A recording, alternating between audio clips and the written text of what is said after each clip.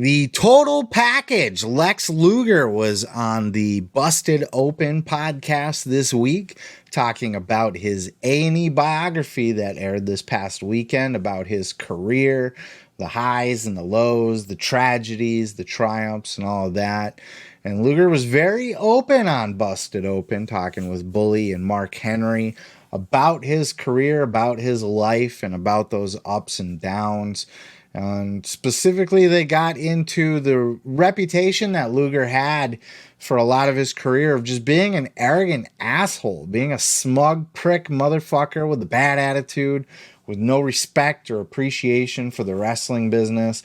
This was kind of how he was painted in the A&E biography. Of course, this was until recent years where he's found God and he's recently handicapped and all of that. So he's kind of turned his life around. By all accounts, is a very likable, happy person, at peace, has a whole new respect and everything. And it really shows that people can change. But a lot of people had a lot of bad things to say and think about him back in the day. And does Luger disagree with that? Does he take that to heart? Does he have a beef with that?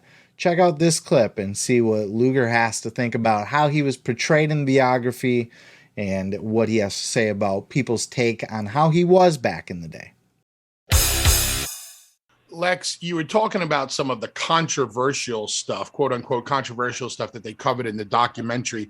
Do you think that they covered it in a fair way?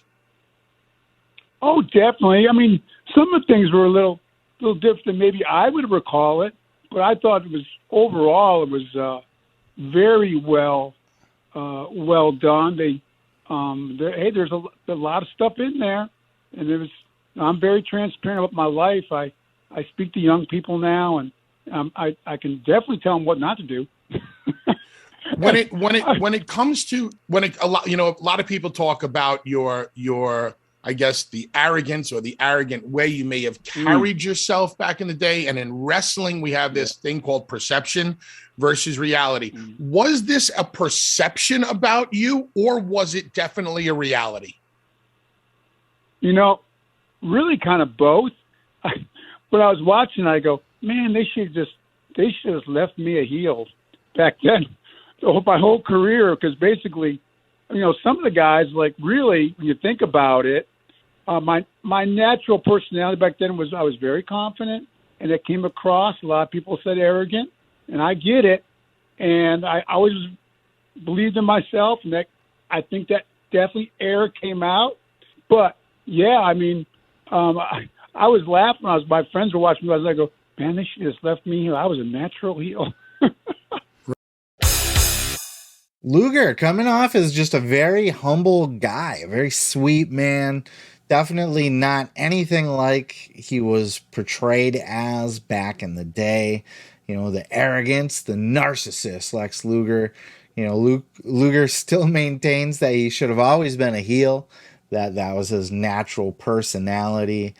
And, look, he was a great babyface. Maybe it wasn't something that suited him, but I thought, he had a decent little run with his All-American gimmick until he lost to Yokozuna at SummerSlam, and that pretty much killed that off for him. And then it was Bret Hart time after that.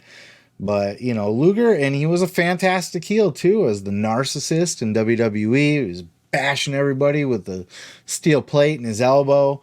Even in WCW, I remember when he had the run as WCW champion when he was managed by Harley Race, and he was beating everybody's ass back then. It was a great little run for Luger. And then in the Nitro days when he was teaming up with Sting, and just it was up until the Wolf Pack, all that stuff. Luger, is in my opinion absolutely a Hall of Fame worthy wrestler. He's had a Hall of Fame worthy career. I'm glad that he's been able to turn his life around. It sucks that it's taken so much tragedy for that to happen. Not just his handicap, where he is pretty much bound to a wheelchair now. He is able to get up out of it if he wants to, but as he describes it, he could just kind of shut off at a moment's notice and just so he kind of needs that chair as just there to kind of be his fail-safe, because he never knows when his body's going to shut down on him. And then, of course, the tragedy with Liz and everything that happened around that. Apparently, Luger was arrested so many times and all of that. It's sad that it took all of that to kind of turn his life around, but sometimes those things happen for a reason, and it takes a good wake-up call to realize and to change in life. And I do believe everybody can change. I don't believe that, when somebody's one way, they're always that way. I do. And when people find religion, they find God, they find Christ, that's tends to be a good catalyst for people to kind of change the way that they look at things in life, to get the egotisticalness out of them, to selfishness. Gives them a higher purpose and a higher awareness of life around them and that sort of thing. So good on Lex. And he seems to be very well liked nowadays. Eric Bischoff was on Busted Open this week. Had tons of great things to say about Lex. Considers him a good, close friend. It's interesting to hear how all these things, like Eric Bischoff was a guy who was like, I hated Lex Luger. Didn't even want to hire the guy. Didn't want anything to do with him. And now he's actually would use the word love. I love Lex Luger. I talk to him regularly. So like I said, good on Lex. I'm glad he was able to turn his life around, whatever the catalyst was for that. And, I do hope that he does get his Hall of Fame moment. He deserves it. He's not like we need to fill a spot. I guess we could squeeze Lex Luger into that spot. He's had a Hall of Fame career.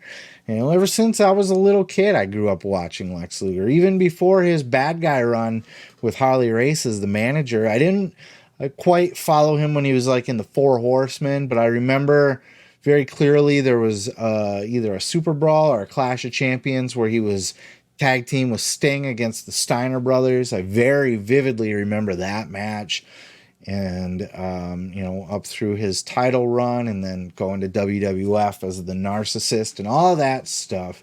He was one of the very early people that I remember crossing over from WCW to WWF, where it's like, oh, I know that guy, when he showed up in the World Bodybuilding Federation, which was a big sham and gimmick to begin with, just to get Lex over into building and to work around the whole contract thing, that was, the contract tampering.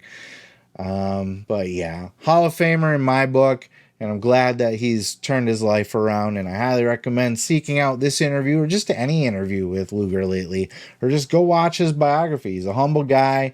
He takes it all on the chin. He acknowledges that he was kind of a piece of shit back in the day, and by all accounts, he's not now, and good for him. Hey, thanks for checking out that clip. Don't forget to check out other clips here on the channel. And while you're there, throw a like, throw a subscribe.